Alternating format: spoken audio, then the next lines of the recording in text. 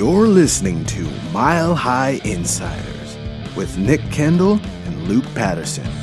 Head on over to milehighhuddle.com for all things Broncos. Now, it's time to find out what's going on behind the walls of UC Health Training Center. Today, man, it felt like summer too. Sun on your shoulders, it was nice. Nice. Sunshine on my shoulders makes me happy, as John Denver would like to say. I hear that guy's full of BS, though. Welcome in, guys. It is Saturday. Now, I had to get a little Dumb and Dumber in there for you guys. Saturday. Welcome in to an episode of Mile High Insiders. That's what the hat says, right? Yes. Okay. Losing count of the days of the week, but good morning, Luke, or good evening. See, I can't even figure out what's going on. Welcome back. You're gone for 1 week, and been a minute, man. Compass. Yes. I know it's been a minute, and I'm super pumped to be back on MHI, dude, because meaningful off-season football is right around the corner, Nick, and it's summer, man. We were just talking to John about that. It feels like football is here, Nick. I mean, I'm doing a little yard work today, sweating, enjoying the summer. You know, you've got family coming in and out. It feels like that time of year, man, and I'm getting so excited, and the energy's up, brother. Yeah, I'm a little bit bummed that my St. Louis Cardinals just got swept by the Cincinnati Reds, but that's life. What can you do? That's baseball sometimes. 182 games, can't live and die on a singular series like you can. But let's start saying hello to the chat here. We got Greg Smith is in the house. We got Seth Haswell's in the house. Ashton's in the house. KB82, what's up, fellas? Good to see you, KB. Broncos #1 coming in here. We got Young Hog in the house as well. Gary Neighbors is in the house. And we got as far as I can tell, our first super here also coming in off the right away, Mohammed Badri, one of our favorites, a new father to a brand new baby boy, Malik. Shout out to Malik. Hashtag Beautiful. Go Malik in the chat, everybody. Shout out to Mohammed, too. The Smooth Killer and Braun will kill it tonight. Thank you very much, Mohammed. You're always such a generous supporter of all these shows, so we appreciate the heck out of you. And Luke, I guess we're saying hello to the chat, too, but welcome back as well. You were saying that you were having a heck of a weekend last week while I was busy working. What's going on? I'm an old man now. I'm 30 years old, so I've put my 20s behind me officially, Nick, and I'm no longer going to pick the grays in my hair. I've gotten a little more bitter about my lawn, a little more grouchy, but I'm settling down too, with little spats and stuff in my old age now. But yeah, man, got to go to Glenwood Springs and enjoy some of Colorado's best, and not only the pool and the hot springs, ATV and fishing, everything that Colorado has to offer, but Nick, I started to see some Broncos jerseys, something I haven't seen a lot of around here. And I get it. The Nuggets are in, the Avs are in, and they're making serious title runs right now. And that's something to be excited about. I hear you. But Nick, I'm starting to see some orange. I'm starting to see some blue. I hear everybody on Twitter saying, what's the deal with training camp? It was announced this last week. Fans will be at capacity. So when I start looking around and seeing those things, buddy, I'm like, man, we're here. We're here, Broncos country. And people would actually say, too, if you were wearing a Broncos hat or orange, go Broncos. And it's starting to come back. The giant has got to be awoken from George Payton. So we got to get it going. And a quick shout out to Cobra from Germany. What's going on? Germany, Europe, all over the world. We're absolutely killing it on Mile High Huddle. Charlie Beagle saying, I've got a Broncos sweatshirt that's older than you. Do not ever get rid of it. I'm sure it's vintage. It looks awesome. And send a picture. Tweet it at us, man. I would love to see it. I collect all kinds of Broncos crap just like the rest of us because it's what we do, Nick. We love our team, and this team has got to get back. And speaking of getting back, Bob Skinner, I see you, buddy. I like that Let 'em Hate shirt that you're rocking there. And Stu McPeak, what's up, buddy? It's been a minute. How are you? I hope you're enjoying a great summer. You're always showing that fantastic photography off, but Nick, I'm excited, man. I just don't know. I'm a little caffeinated, so I'm a little wired, and I'm gonna spit a word salad. But dude, football is back, real football. No more just working out and stuff, dude. 11 on 11, it's going down. We got to get to it. Gonna be a fun show. But before we do, guys, get at Mile High Huddle. This is Mile High Insiders, presented to you by Mile High Huddle. At Mile High Huddle on Twitter. If you want to be a friend of the show, get at MHI_pod. At Huddle Up Pod is the main pod, but at MHI_pod is where you could find Nick and I and John and all our information. But at Mile High Huddle is where you're going to find really the meat and potatoes of everything. milehighhuddle.com. You can get your swag on, grab yourself a hat, get all that cool gear. I know the Huddle Up boys do their thing, the Dove Valley Deep Divers. Nick is also a co-host of 2 other shows. Building the Broncos and Broncos breakfast with Broncos. Am I finally getting it right? Broncos for breakfast. Broncos for breakfast. I watch it every time, man, and I'm still not going to get it right. But him and Nick and Scott Kennedy bringing you guys your Broncos news before your day starts. Get it, everybody, on Facebook.com/Mile High Huddle. Become official supporter. It's very important to us. Give us that like, subscription, that little thumbs up, subscribe, like, and share, and let's get into it. Nick, 11 on 11. We've talked about it since the draft. There's lots of talent. There's lots of speed. There's lots of jobs on the open market here in this training camp, which is around the corner. But before we get there, we got to finish these OTAs. 11 on 11. When I tell you that starts on Monday, what are your initial thoughts? Just initial impressions? Because usually we've seen some 11 on 11 by now, right, Nick? It's a little odd kind of how we're going about this season, but that's the theme for life these days. It makes you think that the Broncos, maybe Vic Fangio, the guys running these things, kind of gave a little bit to get some of the veterans in the house. And, how much were they actually going to take out from 11 on 11s this early? Definitely you might do something, but also you're risking injury more likely if you're doing that. Maybe also just fatigue later on the season. So I don't think it's the biggest deal, but excited to get it. I mean, the 7 on the 7s, it's mainly about, from my understanding, it's reading the defenses, making sure quarterbacks are going through progressions properly, executing back 7 coverages. It does a lot of times leave the linebackers extremely vulnerable because that's just the linebacker position in general. That's not a Bronco issue. That's just NFL. No injuries, please, as Greg Smith said. Everyone knock on wood there for that one. It's going to be good. And I'm excited to.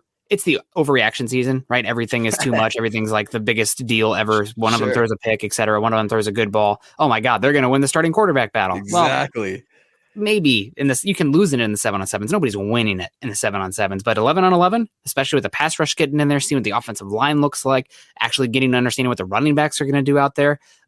We're inching closer to real football. I mean, it's new football, which is good. Right. It means we can stop harping on what we saw in 2020, which is great because I think everybody needs that. Yeah. It's real football. It's new football. And I'm excited again, just like Greg said, no injuries. Let's keep them healthy. The Broncos had their injury fill last season. Yeah, it's tough, man. And that's something, that we asked Coach about the press conference this week. And you start talking about KJ Hamler, Baron Browning, and you look at some of those injuries and you try to minimize them as much as you can and try to work through it. But it's going to happen. And it's something that the Broncos got to get through. I feel like they have been a little snake bitten. That's not an excuse, but it's happened a lot with this team and San Francisco and some other teams. So they've got to stay healthy. They got to do their best. And speaking of doing their best, Stu McPeak, man, thank you so much for all the support. You're always bringing such great energy, whether it's your takes, your generous monetary donations, or your time. I think that's probably the biggest thing for Nick and I, and knowing Nick for a year now. What more valuable thing do we have in this life than time, Nick? And for everybody in Broncos country that's tuning in tonight, we thank you and we welcome you to MHI. He is Nick Kendell. I'm Luke Patterson. This is Mile High Insiders, and we're talking 11 on 11. And I want to hear from Broncos country a little bit. What are you guys excited about? You got a new cornerback that's familiar with Jerry Jeudy. I'm looking forward to some one-on-one matchups maybe there. You got Kyle Fuller, who's hopefully going to show up, right? Melvin Gordon. It's going to show up around mini camp, that mandatory mini camp, from what I understand, per Troy Rank. So a pretty solid source there. The quarterback battle, right? Let's just start it now because we've got a lot of positions to get through and a lot of takes to get through. But you said it best, Nick. It's the season of overreaction, right? Teddy's throwing bombs to Jerry Jeudy and KJ Hamler and everybody else, and it's awesome. You should be excited. Doesn't mean Drew Lock lost the job. Teddy had a good day. Okay. Drew Lock had, not the greatest day ever. Okay. But I'm not out there to see it. So you kind of got to go on who's out there and take it with a grain of salt. I will be out there for mandatory minicamp. I will be out there for training camp every day. So stay tuned to Mile High Huddle. But Nick, Teddy Bridgewater, what are your initial impressions now that you've heard Teddy Bridgewater speak as a Denver Bronco? You've seen a little bit of, not practice, but you've seen some flash throws that the team's throwing out there, some touchdown throws, and you hear the excitement when teammates are praising Teddy Bridgewater. It's not over the top, right? They're not choosing sides, but what do you think of Teddy Bridgewater? He's finally in Denver. He's finally practicing, and that competition, I guess it's on. Yeah, I'm actually a little bit surprised he is picking things up as quickly as possible. Granted, again, it's 7 on 7, so anything that we say is going to be somewhat of an overreaction. I have to preface that. I'm trying to be as much of a realist as I can. But I do think that it is interesting that he's picking up things as quickly as possible, showing chemistry, showing timing with the wide receivers when these are all new guys. He was working with Shermer before, so it's not totally new, but offensive coordinators kind of tweak things every single year. So it's been since 2016 since Bridgewater was with Shermer. So, I mean, obviously things have evolved, things have changed. The personnel is totally different. So to see Bridgewater picking up things as quickly as possible, I think that can only be a good thing for the Broncos, right? Unless you're cheering for one specific player instead of the team. Having one of those quarterbacks step up and having Bridgewater look as comfortable as he does out of the gate can only be a good thing. So we'll see. Like I've said this all, I don't know if you've been here for this, but for the quarterback battle, this team is good enough right now outside the quarterback position where that quarterback doesn't have to be John Elway out there or Peyton Manning or anything. The quarterback just needs to execute the offense, pick up chunks when it's there, make the right read, and protect the football. And if they can do that, this team can win 9+ games, and that's enough to make the playoffs. So it's a kind of a low bar, but with their talent around it, you just need to not make mistakes. And I think that Bridgewater's kind of hedging that way. But we'll see. Also, Locke also is showing he's protecting the football so far. His accuracy seems like it's still a little hit or miss. But it sounds like he's trying really hard to execute those. Also, shout out to the Broncos back 7. They've been really good in 7-7 so far. But he's trying to make sure that he's getting to the proper read. And even if that's a check down, that's a win. Not a win, a stalemate. That's a stalemate. Just don't take losses. That's what the quarterback needs to do.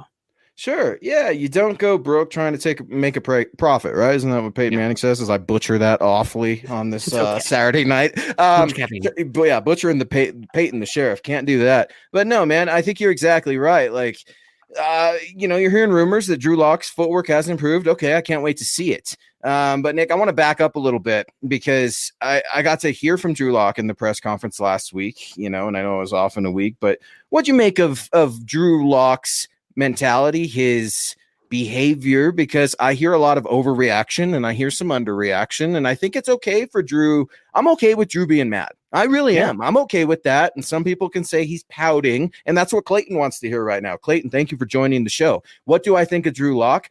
I was surprised by his behavior. I didn't take it as I don't give a gee whiz. I take it as I'm a little bit bitter and I'm hurt. Because, Broncos country, I hear everything that y'all are saying about me. I hear what Nick Kendell and Luke Patterson are saying about me.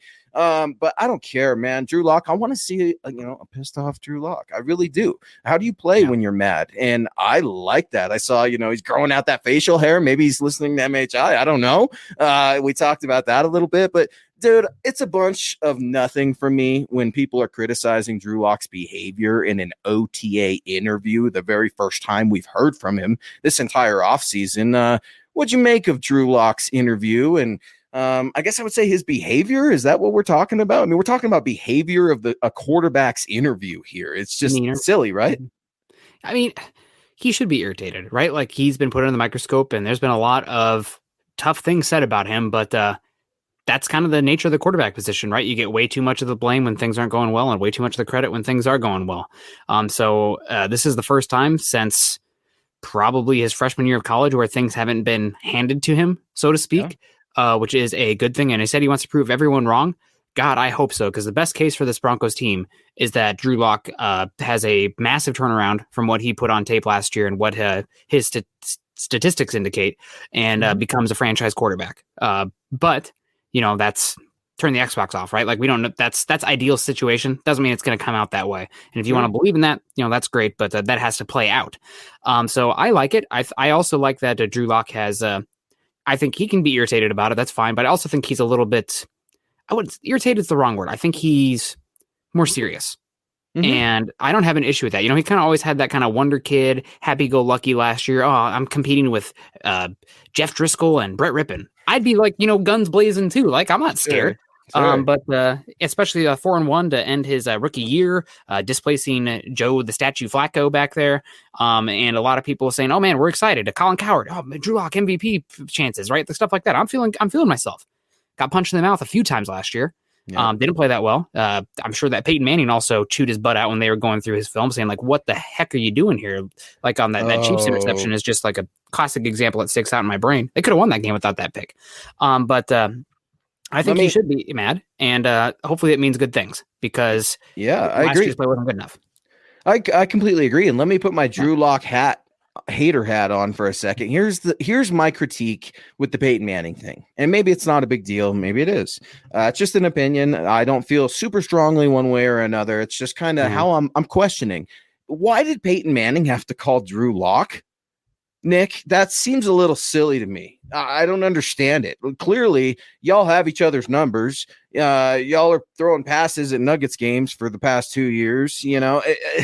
Come on, Drew. Like, if you don't want the help, that's fine. But it feels a little wrong for Peyton to have to volunteer his services. And maybe Drew didn't want to bother him. So I'm going to play devil's advocate there, right? Because right, he's Peyton Manning. Do you really want to bother him? How many people are asking things for Peyton Manning? So let me throw my devil's advocate. And okay, well, maybe Drew didn't want to bother him. And I don't know what Drew's offseason was really like. He talked about how he was trying to improve, but he kept things very vague, Nick. He kept it, I've got my inner circle and that's who I trust and they're riding with me. And if you're not with me, then I don't need you. And I'm cool with that. But let's see what it's like on the field, which brings me to another point.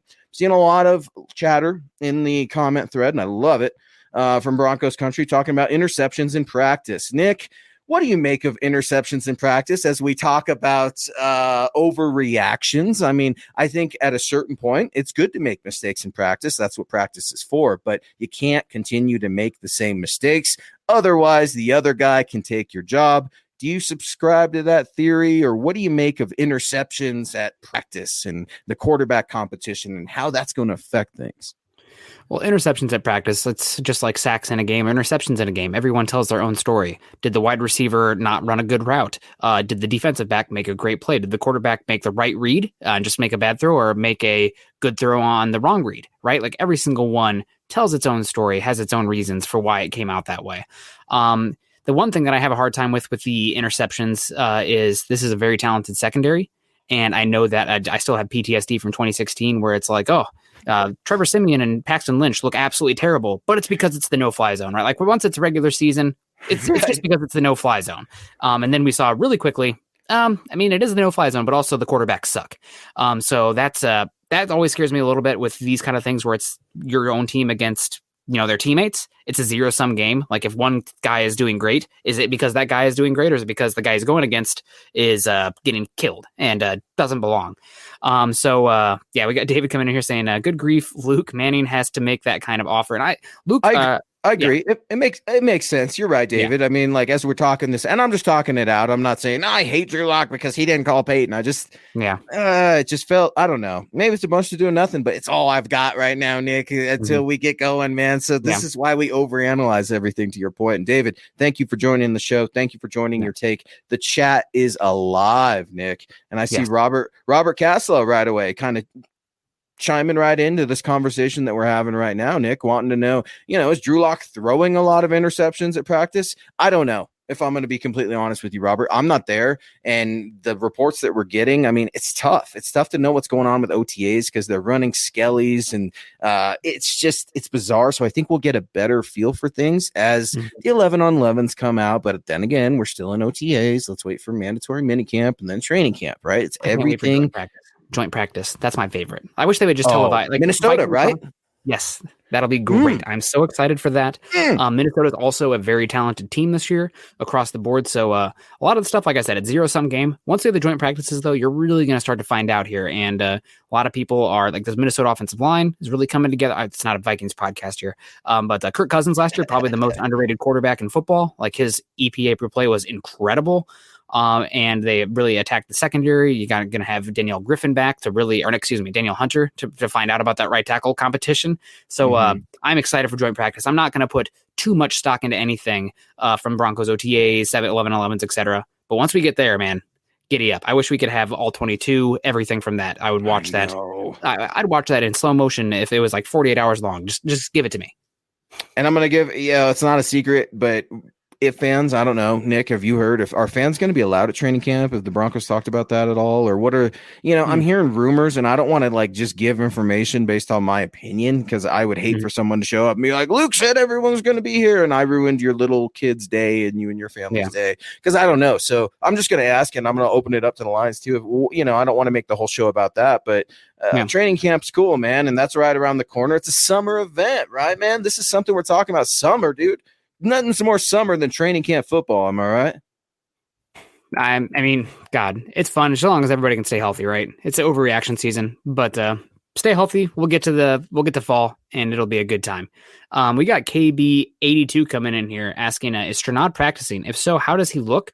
I have not heard much about Stranad, so I could not tell you. I will say that a lot of people are like, oh man, the 7-on-7s, you can't take away a lot from that, especially with like running backs, but also it's you covered the Senior Bowl, right? Like 7-on-7s, linebackers get cooked, right? Like they do not have the leverage. They have to hang on longer because the pass rush isn't getting home. They're also, it's an obvious pass where it's not the also responsibility of the run game. So Jewel and Alexander, not the best coverage guys out there, but against like Noah Fant and whatnot, they're going to have some bad reps. So it's going to happen. Is Stranad practicing? I think so. How does he look? I don't think he's been terrible because that hasn't come out, but he's also not like, wow, Stranad is this savant linebacker out there that's has to start this year, because I think we would have heard something about him by now. But again, it's 7-on-7s. Wait and see.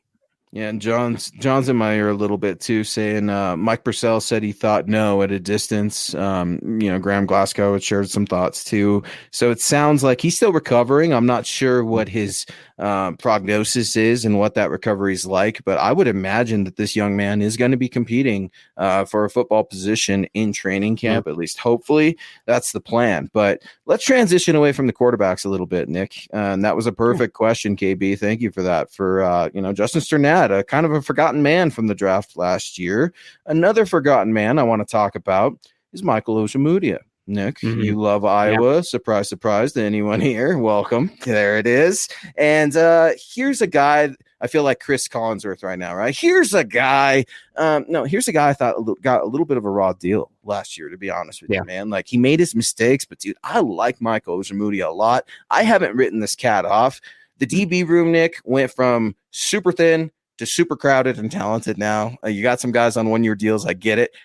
I talked to Bryce Callahan the other day, man. That was fun. Hearing that guy's still got a huge chip on his shoulder. He's talking about, I'm ready to play a full season. He's embracing that. So Michael Osiemudia, how important, are these OTAs for him before we get to mini camp? And what kind of role do you expect that former Iowa Hawkeye and sophomore NFL player now to have in 2021? Yeah, well, it sounds like Vic Fangio is still a big fan of him, and they're working him in boundary corner, slot, and some box work as well as that like fifth defensive back, sixth defensive back. And we've seen it in this AFC West. It's kind of becoming a Big 12 of sorts with how much weapons are in here and how many vertical passing attacks there are. You're going to need depth at the cornerback position. So getting Osiemudia out there, even if he is just depth, and also he's a big body. Worst case, you have a good special teams contributor who can come in and maybe take over for, obviously, if Kyle Fuller, 1-year deal, Bryce Callahan just 1 year left, and then Darby and Callahan also with the injury concern. So even though Osiemudia is down the depth chart, he's going to get on the field at some point. They're looking to play more defensive backs. Vic Fangio has been one of the most innovative defensive minds in football, and he's taking linebackers and defensive tackles off the field for more safeties, for more cornerbacks, more guys who can wear multiple hats in that back seven. And I think Osiemudia is going to carve himself out a role here. Now, maybe it is one where he's kind of getting he was thrown into the fire last year, and very much so. Yeah, in an ideal world, that wouldn't be the case. I mean, we saw last year with Jeffrey Okudah and CJ Henderson, top 10 picks. They looked bad last year. I mean, just call it as it is. They both looked bad. Top 10 picks at cornerback. Osiemudia was not terrible, especially after he was benched and then put back out there. But now he's a depth player, and you're hoping that he can take steps forward. You're not going to depend on him this year, but he is still in this cornerback room's long-term plans. If you see him this year, it's because something went wrong.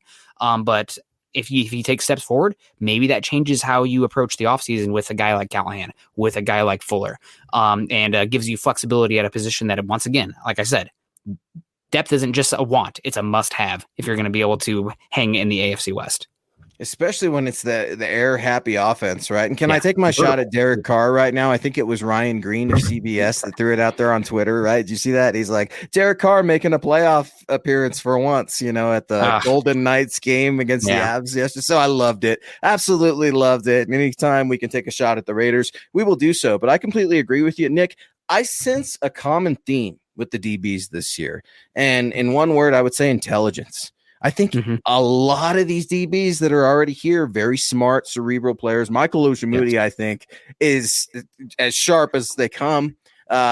Hearing him speak, listening to him, watching him play, watching him learn from mistakes. He's a competitive cat, and I don't think a guy that we should write off. And just as long as he's not getting in fights with people. That was a little bit disappointing last year, coming from the very intelligent, soft-spoken Michael Osiemudia. Yeah, we saw several Broncos lose their cool, right? We also had Shelby Harris lunging at coach, and he got a new deal.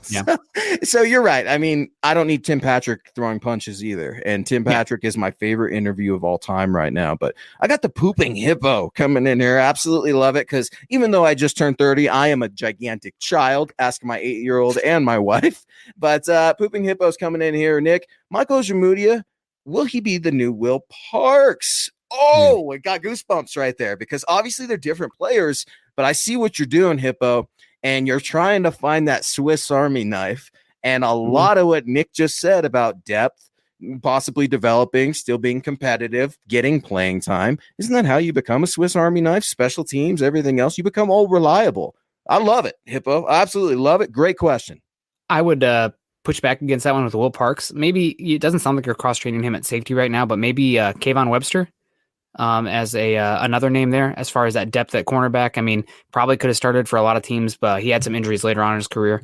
But, he's a good special teams player, and when the Broncos needed a call on him, he was pretty good.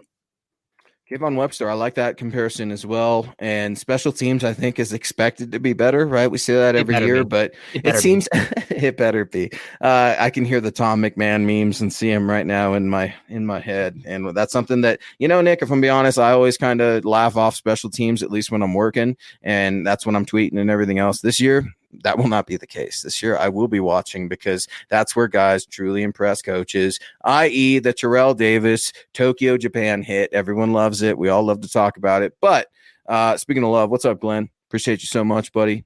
$4.99 super. Keep up the good work, boys. By the way, great job, Luke, with the great questions at the pressers. I appreciate that, Glenn. Thank you very much. It's a team effort here at Mile High Huddle. It's not just at me. Nick's constantly on the grind every morning, writing. Every one of us are, working our tails off. I could not do this without my team. So this is not a me thing. This is a we thing here at Mile High Huddle. So just representing the brand a little bit, but I appreciate you so much, Glenn. Thank you. Nick, we're talking lots of positions here, and one position I absolutely am thrilled to see, and I don't know how much we're going to see because injuries, and we're trying to figure that out, right? But the center position. I have not written off Sir Lloyd Cushenberry. I haven't done it because I like the kid. I absolutely love Quinn Miners, but I'm not going to be like I was last year with McDelvin Najim saying we should play him right away because I love him. I was just too overzealous. Quinn Miners, he might need some time. What do you think of the center position now that Broncos country has a new fan favorite, but they also had a hell of a young player that got a lot of playing time. He saw some ups, he saw some downs, but a player we thought was going to lock down the center position for years and years. It's an odd mix-up. It's a weird battle, and I'm excited for it. Yeah, I think the Broncos had to zig a little bit. I think their plan was to draft Spencer Brown from the University of Iowa, and he was snagged a few picks before. Okay, well, let's get a guy that they like, who a lot of people thought was going to be a second-round pick in Quinn Miners. And you were on that, by the way. You guys, I think you, Lance, Eric, everybody, you guys were like, it's Spencer Brown long before the draft happened. I remember you guys had identified Spencer Brown. I think that's what it was Spencer, right? We feel pretty confident that George Payton was like, man, we had that chance to get him. They just couldn't do it. I mean, there was 3 tackles that the Broncos were sniped from, but that's the draft sometimes, right? It doesn't fall exactly like you'd hoped, but there's still plenty of other good players you can get, and hopefully it'll work out for the best for everybody involved. Brady Christensen and Tommy Doyle were a couple others that almost Broncos, but didn't play out that way, right? Alternate realities out there.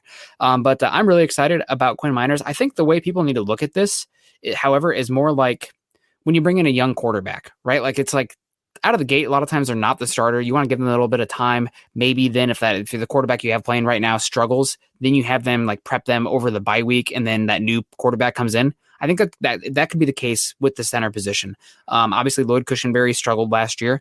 That was probably to be expected. This is anecdotal for the Broncos, but like the Broncos' last 2 starting centers, not only did they not start their rookie seasons, they weren't even on the 53-man roster. Matt Paradis, Connor McGovern, those guys were on the practice squad their rookie year. Lloyd Cushenberry, week 1 starter at center.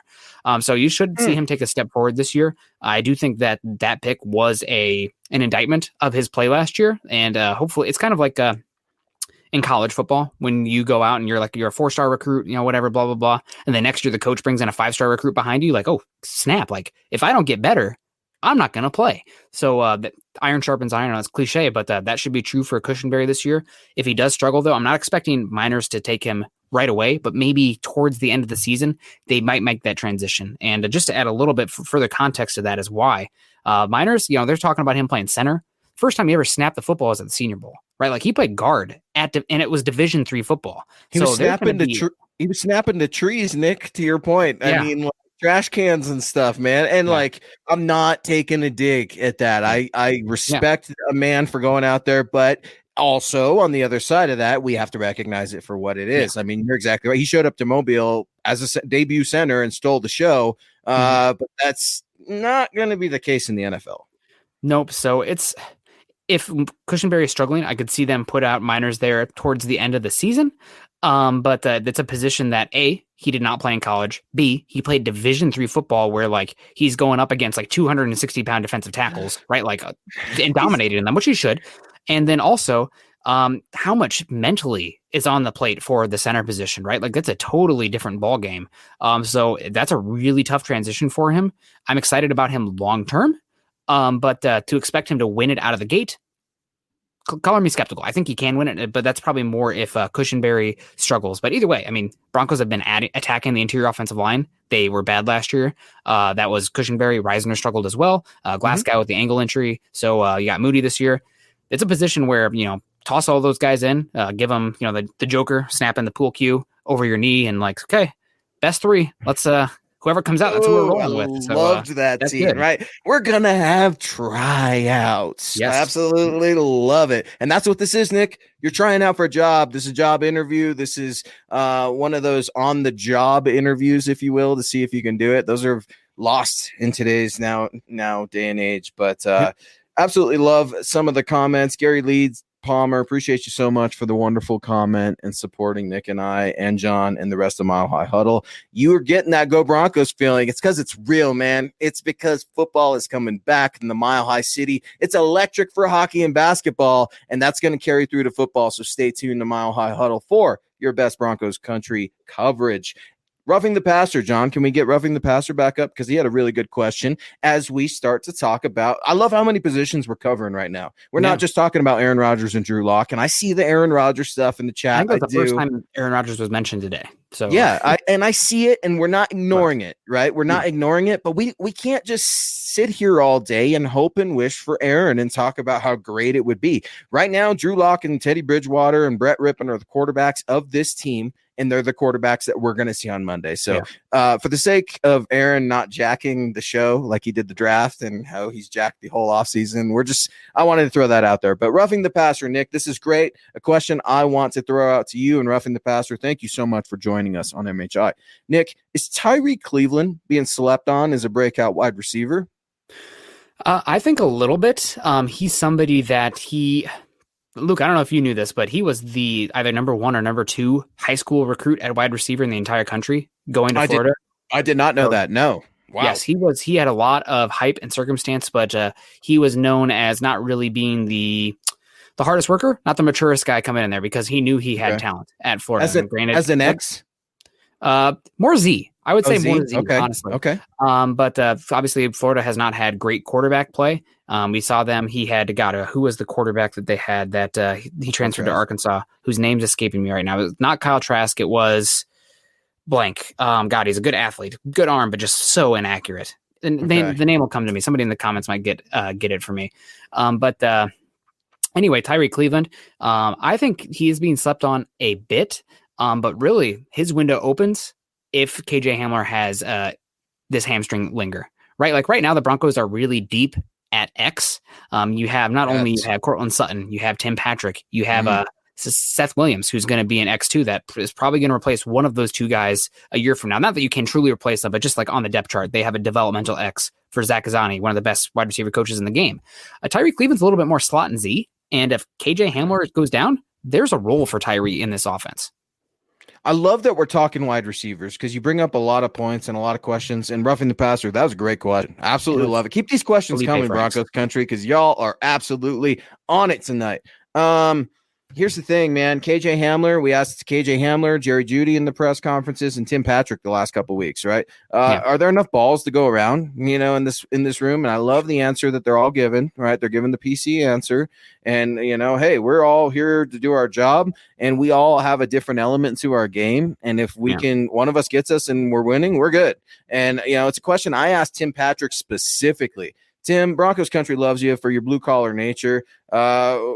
Why are you that way, basically, for lack of my memory? But he's like, man, if I'm blocking, I'm trying to put someone on there, what? If I'm on special teams, I want to be, the best gunner out there, period. And I think the receiver core that is typically seen as the diva core, we're seeing maturation with this wide receiver room. Jerry Jeudy, I got a whole different perspective from his approach in an interview. He seemed focused, dialed in, maybe a little bit more mature. Same with KJ Hamler when I talked to him. Tim Patrick, he's a heck of an interview, but man, that wide receiver room is deadly. And just like the offensive line, I think you're going to need a lot of these guys due to injury and unforeseen circumstances that happen in life, as we've recently seen within the last year. This is a team effort, Nick. You said depth is the key. You finally got some depth on the offensive line, which is good. You're going to need them. And same with wide receivers, because KJ Hamler, Nick, this question I wanted to ask you. KJ talked to us and he talked to me. I was first question. Couldn't believe it. First question called. And I asked him, hey, man, what was your offseason like? And he's telling me I got bigger. I gained about, I think it was like 10 pounds, right? Or something like that. Yep. Does that bother you? Does that concern you? Because the argument can be made like, man, injury history a little bit. Is that weight going to take away from speed? Is it going to add to the injury pressure? What do you make of KJ Hamler bulking up a little bit? I don't make a ton of it because I'm like, I need you to last in this league. So put on 10 pounds. I'm good with it. And I don't think KJ is going to be losing a step by any means. What do you make of KJ Hamler and his role on this team? And talk about his injury and if you're concerned about that or not. I am concerned about him getting another hamstring injury, but as far as putting on a little bit of weight, I don't think it's that big of a deal. People forget that he was either the youngest or like one of the 3 youngest players in the draft in 2020, came in at a young 20 years old. So he's still extremely young for the position. He's younger than a lot of guys that were drafted this last year. And so that maturation, the physical maturation that you're seeing from him, getting some more muscle on him, I think that was always to be expected. So I'm not really concerned about that at all. The hamstrings becoming an issue more continuously, I'm holding my breath on that one because this Broncos team, they need explosive playmakers. Obviously, Cortland Sutton, Jerry Jeudy, Noah Fant, they're all great. They don't really have a true dynamite explosive receiver, though, right? Like a Tyreek Hill, a Will Fuller, somebody of that nature where it's like they get the ball and it's like, uh-oh. And we saw also like what we hope for, not just from Drew Lock in that Carolina game, but like KJ Hamler had like 2 catches for 80 yards and like 2 touchdowns, right? Like that's what you're hoping for. Yeah. Oh, he was dialed in, and then it was I'm gonna do it. I didn't say the SD. I said I was gonna say Los Angeles Chargers game, right? KJ Hamler, he got those butt cheeks down, right? And locked that in, and that was absolutely great to see. You see some of that synergy growing with KJ. And as we're talking about the wide receivers, Nick, the wide receivers have all been asked, what's the difference between Teddy and Drew and the way they throw the ball. And I was very careful the way I said that because I butchered it earlier this week, and y'all can laugh and use your imagination for that. But you're hearing a lot of consistencies with their descriptions, Nick. You're hearing Teddy sometimes, Jerry Jeudy says Teddy likes to throw a little bit of a floater. KJ likes saying he likes to put a little bit of air under it, and Drew's very hot. We know Drew's arm strength. I find those things interesting because I think they're true. I don't think you're getting a whole bunch of BS. I think that's what we're going to see heading into this quarterback competition. But Nick, KJ Hamler is the only wide receiver of his type in that room. To your point, we talked about the X's, right? You really don't have that slot demon on this team. Well, KJ Hamler, and I want to see some KJ Hamler, Kerry Vincent Jr. matchups, maybe some speed on speed, and let's see how this is going to go. It's going to be exciting either way, man, because there's tons of talent on this team and tons of reason for optimism. Yeah, I guess the only one who could maybe be that kind of KJ Hamler role is Deontay Spencer as well. But I mean, what is he going to be? 28, 29 this year? He's a speed guy, but he's more special teams. So yeah, I just throwing out the name for I would pencil him in, but he's one to keep an eye on. And I want to get to this real quick. Yeah, do it. Nicholas, shout out to Brazil, please. Well, shout out to Brazil. There you go, Nicholas. What's up, Nicholas? I absolutely love a good name, right? Yeah, I'm a fan. Also, we got Andrew saying Broncos in the Bahamas, and then we had Ruffing saying go Argentina. So Broncos in Broncos in South America. That's pretty darn awesome. We appreciate that. Hope you guys are doing well down there. I know things have been a little bit sketchy recently, but hope you guys are doing well and staying safe. Tyler Randall coming in here also $5 Nick's hiking fund, man, straight to the REI account. We appreciate that, Tyler. Absolutely great. And speaking of hiking, thank you, Tyler, for your support. Hope you're doing well, enjoying your summer. Hanging Lake, got to go check out Hanging Lake, guys, and go Google it. Absolutely. Oh, Nick, you would love it. You would absolutely love it. Put that on your list for sure. So appreciate you guys so much. And Broncos country, y'all are over the world. So I would be remiss if I did not say this. Chad Jensen, Huddle Up Pod Zone, and the Mile High Huddle team have built this brand based off of the philosophy that Broncos country is not a geographical location. It is a state of being. And Broncos country, you represent that to the fullest. I get goosebumps when I see where you guys are from, man. It warms my heart to know that we got orange and blue all over the world, Nick. Yeah, absolutely. I really appreciate how everybody can come in here and take time out of their day to just come hang out with us and talk football. So, I kind of pinch myself sometimes that we have this platform that we can do this. But it's a good time, and really it is about you guys. We're the guys out here talking, but shout out to you guys. Also shout out to John as well, helping us behind the keys. Appreciate him a heck of a lot as well. And I got a shout out also. I love Ernie, man. Ernie's one of my dudes. Ernie May is saying, go San Diego, California. And Ernie's about as ride or die when it comes to the Broncos and Mile High Huddle as it gets. So we appreciate that. Ernie wakes up in the morning with orange in his coffee cup, man. I mean, like Ernie, I haven't seen a more passionate fan than Ernie Mays, from being honest with you, man. Like Ernie, I appreciate your support so much, and everything that you do for Nick and I and John and the Mile High Huddle team. So Des, Hanging Lake, is it open? It is open, y'all, but you got to make reservations. It's kind of the thing going on. I know it's weird, but Memorial Day weekend, Nick, it was really sad to see a lot of folks being turned away. And it was kind of odd because I'm talking to a couple in the bar, and they say, we got extra tickets. Our friends bailed on us. Do you want to go? And they're like, yeah. So we were able to go, but make reservations. Check it out. George Newton, I see you. 199 Super, George. Thank you so much for joining MHI, and thank you for your generous donation. George is clicking those thumbs up. Broncos country, get those thumbs up for us. Be sure to give us a review wherever you get your podcasts. We take those to heart. We want to improve. We want to get better. And the way we can grow is by growing with you. So Jacob Roper, what's up? Broncos country, that's what's up. It's about time for some meaningful football, guys. And Jay Roper, now I'm on YouTube. Yeah, man, we'll make you famous. Join the show and give us a hot take, and we'll make you famous, put you all up in the videos, like Suge Knight once said. Be like Jake, like the show on Facebook, then go to your YouTube account and like it on YouTube as well. Share it everywhere. Let's pump those numbers up, baby. That's a lot of fun. And also wanted to get to this from Joe saying, Nick, you seem like a really smart guy. Just my observation. I got you fooled. Right, like is that a burner account, Nick? Are you commenting on our own thread? No. Nick is sharp as hell. He's sharp as they come. He's so sharp that he's a little ornery sometimes, and it might get him into a little bit of trouble. But hey, it gets us all into trouble, and that's what this life is about.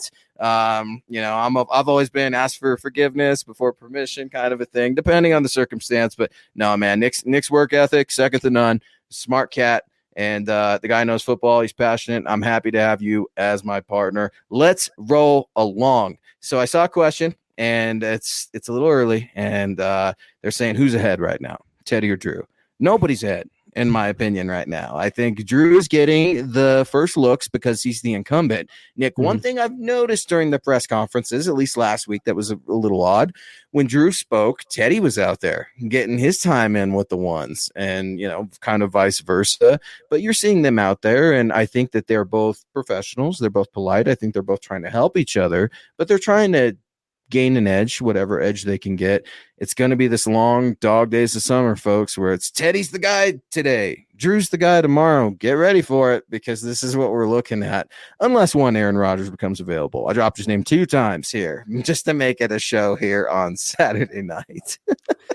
Man, that would be a lot of fun if we could get him, but we'll see. I'm trying to look at the positive side here, right? The weather's nice, coming off of a nice 3-day weekend, and the Broncos, this is as talented of a Broncos team as we've seen since 2016, and that team was pretty darn close to making the playoffs with Trevor Siemian as the quarterback, and the quarterback situation here is exponentially better. Like Trevor Siemian versus Paxton Lynch, I can't believe that we were subjugated to that. Like, what an absolute bleep show that is. Like Drew Lock versus Teddy Bridgewater, like maybe that's not going to make anybody on ESPN or NFL Network like take extreme notice to the Broncos, especially in a division with like Patrick Mahomes and Justin Herbert, but like Broncos are in a much better situation than what they had to do, what we all had to deal with that season. So hopefully it'll be best. I know some people are saying who's going to win.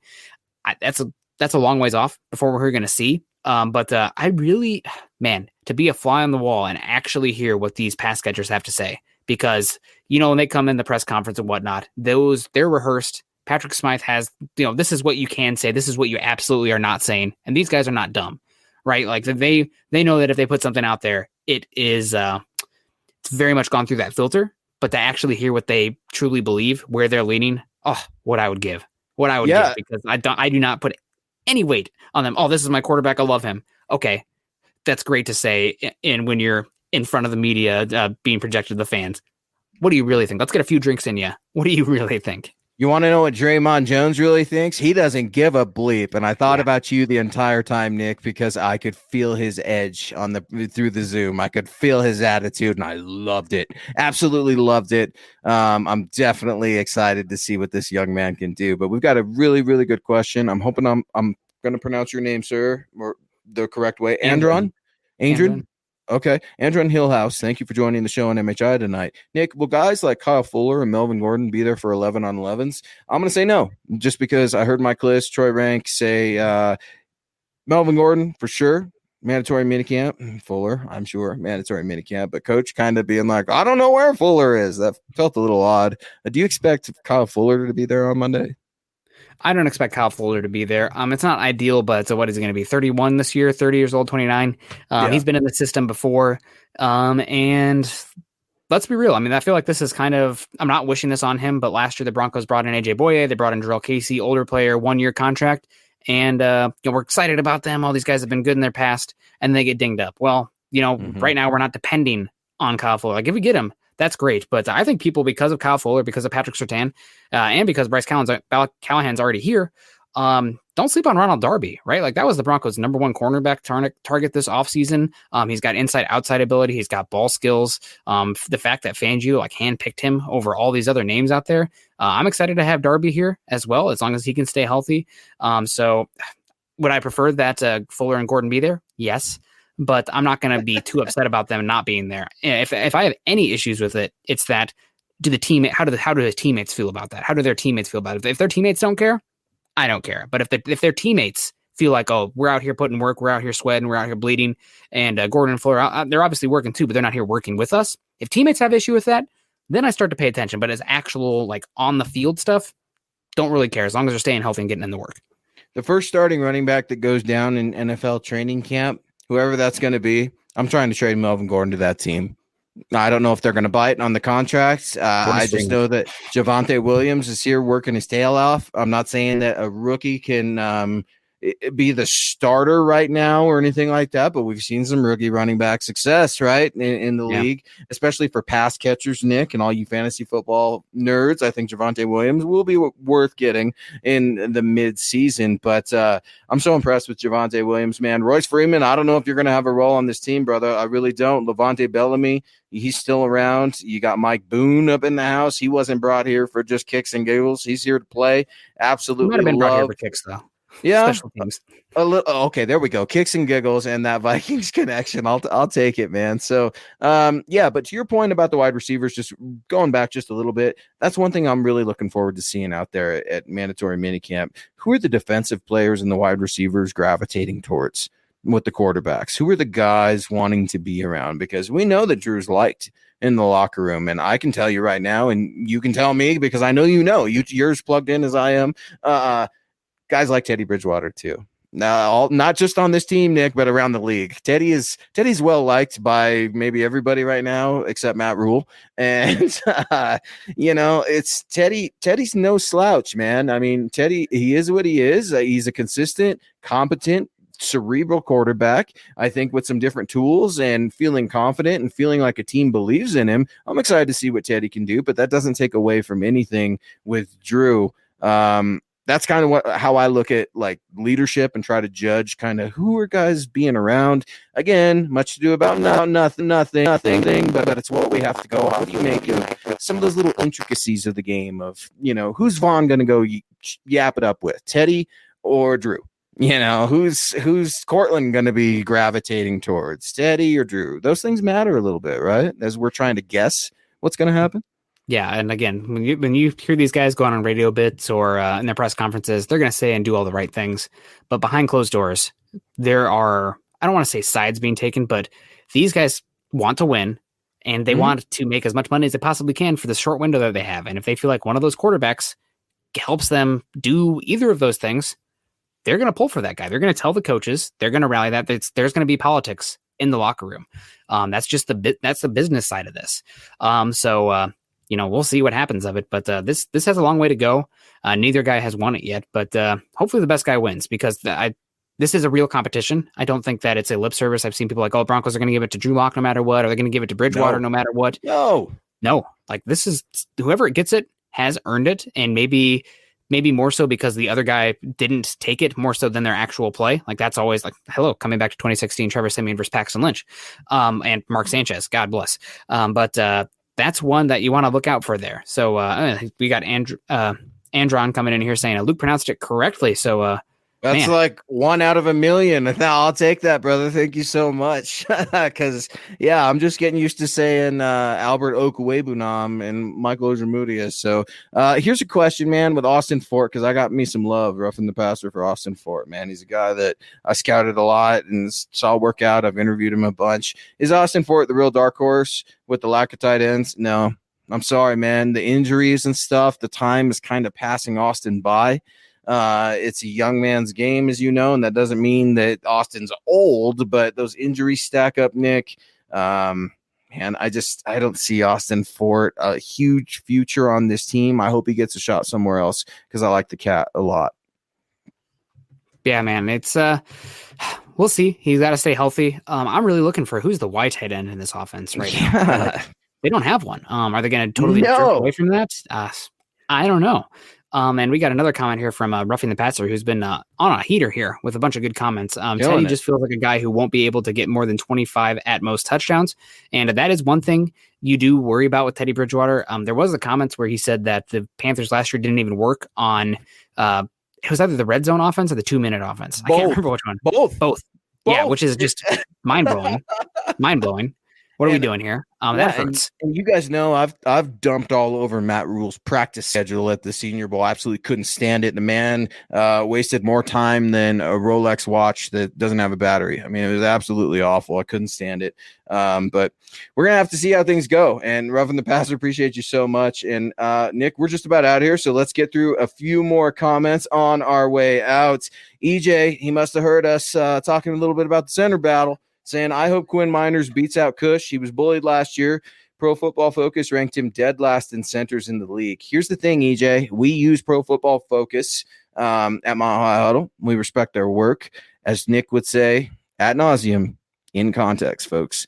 Statistics can be manipulated one way or another for any argument, and it's all about the context of those interceptions. It's the context of whatever you're looking at, the context of that substance. So I would say to EJ, he is also a rookie center that was giving Drew Lock a lot of calls, pointing out the Mike linebacker for your starting quarterback, a starting center that didn't miss a game. I think there's something to be said for that. I think a lot of respect is earned, not only in the offensive line room, but among the team, for a young man who was as poised, strong, and brave as Lloyd Cushenberry was to go out there and start as a center. But I see your point, EJ. I mean, Nick said it. Quinn Miners was brought here for a reason. If you see an opportunity to get better, you do it. And Mike Munchak saw that opportunity. I think I'm going to go with Mike. Yeah, no, for sure. And we'll see. A lot of these guys, and this is important context for draft picks in general, especially when you're talking about outside the top 20 picks, top 40 picks. Those guys they're investments, right? Yeah. Like if you buy an investment low and you don't cash it in and or judge it based on like one day later, right? It's like, oh man, I invested in this and it's not done anything. What the hell You're in it for the long haul, right? Yes. You need to think about it over a long-term period. It's even like with Michael Osiemudia, right? Like, oh man, the Broncos drafted all these guys this year. You still have 3 years left for control. Yeah. Michael Osiemudia. Yeah. So it doesn't mean he needs to leave. It doesn't, I hate the expression, don't throw the baby out with the bathwater, but it's like, don't do it. There's no need just because he had some struggles. Now, when you're looking at another guy like Parnell Motley, right, who I fell all over myself with a couple of years ago, but man, you're probably in a little bit more hot water than a Michael Osiemudia, right? Some of these cats that have been brought in, taken back. Yeah, man. I mean, those are the things that you really got to look at. And here we go. Speaking of looking at, Orange Crush is always looking at the Denver Broncos. He has always got his fingers on the pulse of the Denver Broncos and Broncos country, saying, look, guys, it's really simple. Competition makes everyone better, period. Yep. Best guys win. I guess there is some point where there's a point where maybe the competition can falter or kind of slow some guys down. Like, let's say this Broncos quarterback battle lasts until like the practice before week 1. Are you losing chemistry? Are you losing the ability to implement some of the offense, et cetera, et cetera? So there is a line. But as far as the depth and everything, a lot of these guys are going to have to earn it this year. Drew Lock, he didn't have to compete last year. Jeff Driscoll and Brett Rippon, give me a break. Right, this year he's going to have to actually come out and earn it, protect the football, execute the offense. There's no more excuses. And if he goes out there and takes it from Bridgewater, hallelujah. God bless. That's probably the best thing that can happen for this Broncos team, because you have 2 more years of control. You obviously have the talent of Drew Lock, the arm talent, and the athleticism. That's what you hope for. But if he doesn't, then he doesn't. Same with a lot of the cornerbacks. Same with wide receiver. Same with, there's opportunities to be had, but you're going to have to go out there and earn it. It's like what you see with, again, coming back to good college programs, right? It's 4 stars and 5 stars. And these guys, they have to go out there and improve and put in the work in the classroom as well on the field, do things the right way. Yep. And if not, you're going to get replaced. And that's kind of the beauty of having a deeper roster and something that the Broncos haven't had for the last few years. Now, I don't want to pile on Elway too much because I feel like the last 2 drafts, the last couple off seasons, he's built a good foundation here. Hasn't taken over the top, but a good foundation. And it's really starting to all come together. I think now too much comes down on the quarterback position, unfortunately. And I don't want to be that guy that we've beaten that dead horse enough this year. But overall, I think that we're in a pretty good situation. It's tough in the AFC West, right? Like the AFC West is freaking tough right now with the quarterback plays here. But there's definitely reasons to be optimistic and to be hopeful for the season and going forward. So I'm happy about that. Nick said it earlier. Joe is re-echoing that iron sharpens iron. The last time those 3 words were hanging in the rafters, the Denver Broncos got a Lombardi trophy. So George Paton does not strike me as a man that believes in cliches, that just says something just to say it because it's the right answer. I think George Paton is he's pretty honest. He might have a poker face, but I think we're getting to know George Paton. And when George Paton says no shortcuts, it's not just a cute little documentary about how he shows up to work at 4 a.m. That's really who he is, but no shortcuts. I think that's how he's building this team. And to your point, Nick, John Elway, as much hell as we give 7 for missing on quarterbacks and several other players, he did not leave the cabinet or the cupboard or whatever you want to say completely bare Otherwise, George Paton would not have taken this job. George Paton called this team a sleeping giant. And I think those are purposeful, meaningful words that I absolutely believe in. Yeah, absolutely. A lot of these guys that we're excited about. Cortland Sutton. Oh my gosh, wait a second. Pause everything. Bobby coming in here with the 999 super chat here saying hi. Oh my good Lord, Bobby. I actually got to rap with Bobby the other day, man. Thank you so much, Bobby. You were an instrumental piece of Mile High Huddle. You're a friend of mine, of Nick's, of John's, a personal friend, I might add. And I know you're friends with so many folks. But hey, real quick, guys, let's give Bobby some prayers. I know her mom and some family are going through some tough times right now. So I want to be sure Broncos country reach out to her, just show her some love, say hi, ask her how her day is, because she is always doing that for us, Nick. She was always making sure that we are well taken care of. And many, many blessings to you and your family, Bobby. I hope that things are going well. And I'm absolutely touched with your love and your support and your generosity. Thank you very much. Yeah, man, I don't even it's tough, man. It's tough. It chokes us up, right? A couple of Drew Lock haters that talk all this smack, all this smack we both do on Twitter and everything else, right? But we're the nicest guy ever, I promise. And if we weren't, Bobby would not treat us like this, man, because she's an angel sent straight from heaven. And we appreciate you, Bobby, so much. Thank you for the show. And we're seeing it right now, Bobby, on the chat. You're seeing it. Jay Roper saying Bobby is making this a hobby. And that hobby, Jay, is generosity. That hobby is compassion. And Bobby, we absolutely love you. And prayers up from Orange Crush, man. I appreciate you guys taking care of each other. That is what Broncos country does.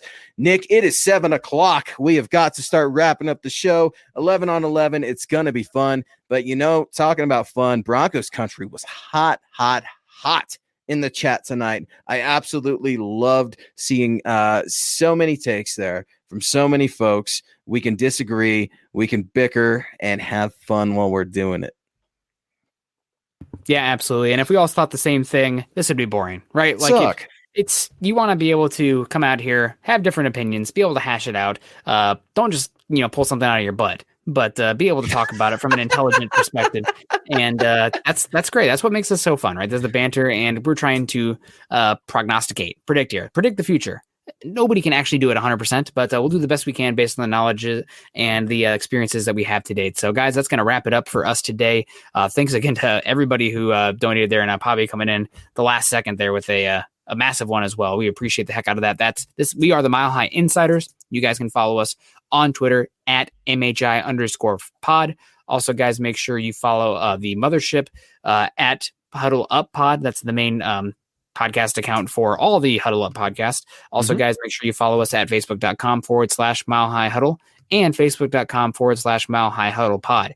If you guys are joining us today, two quick things. Of course, we appreciate the super chats, but not everybody's in a position to do that. If you're not doing that, we love it if everybody's stopping by, contributing to the conversation here. That helps a lot. And it's really fun when you guys can go back and forth with each other as well when Luke and I are riffing. So we appreciate that. That's one thing you guys can do. Continue to do it for us. Yeah. Also, please subscribe, like, and share. That goes for YouTube and Facebook. And go ahead, Luke. Yeah, one thing I wanted to say, too, because you always put it so well. If you're not in a position to give a monetary donation, don't fret. You don't need to apologize. You're donating your time to rock with us, and that is what we want. And one thing, I want to give a huge shout-out to Mile High Huddle, Chad Jensen, everybody on Mile High Huddle. Mile High Huddle does not charge you for any of our articles. We do not charge you to watch our podcast. We do not charge you for any of the work that we are giving you. That's one of the biggest reasons why Mile High Huddle is able to connect with our fan base. That's why we're able to grow, and it's because of you guys. So I want to be sure to say thank you to Chad, and thank you to Mile High Huddle, and thank you to Broncos Country, because without you guys, this wouldn't work. Nick and I couldn't do what we love to do, which is cover the game of football, because it's the best game on the planet, bar none. Thank you, Broncos Country. We appreciate it. Yeah, appreciate everybody, and appreciate the kind comments as well. Also want to shout out to all the other shows that we have going on. I know that some people say that, Nick and Luke are too critical, or Chad and Zach are, too positive or whatever. Like, oh, okay. Guess what, guys? People have different opinions, and different fans have different different favorites. Not everybody likes Rocky Road. Some people think peanut butter or coffee ice cream is terrible. different flavors for different people. That's what makes us great. And hopefully you can find that little niche that you like yourself. Dive into that. And if you hate us, you love us, that's great either way, honestly. Just appreciate, have a little bit of nuance. God, J-Rope, hit that like button, you maggot.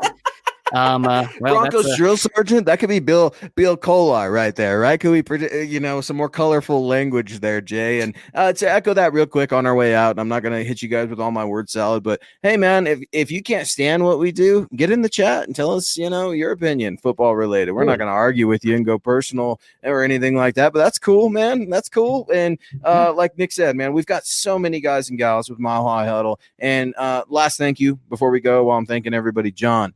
We could not do this without John. Nick and I have tried, and we struggle. And I'm clicking too many buttons. Nick's clicking too many buttons. And John is, I'll say it for John too. John's an angel sent from heaven too, because the guy gives and gives and gives and gives and never asks for anything in between. So he's blushing right now with that big beard of his. I could see him embarrassing him. And thank you, Broncos country. You absolutely killed it on MHI. We love you. Yeah, guys, that's going to do it for us. Everyone stay safe. Appreciate everybody who joined us today. Have a good rest of your weekend. And Luke and I will see you again next Saturday. And I will be back with you guys Tuesday morning for another episode of Broncos for Breakfast. But that's going to do it for Mile High Insiders. Love y'all. Go Broncos.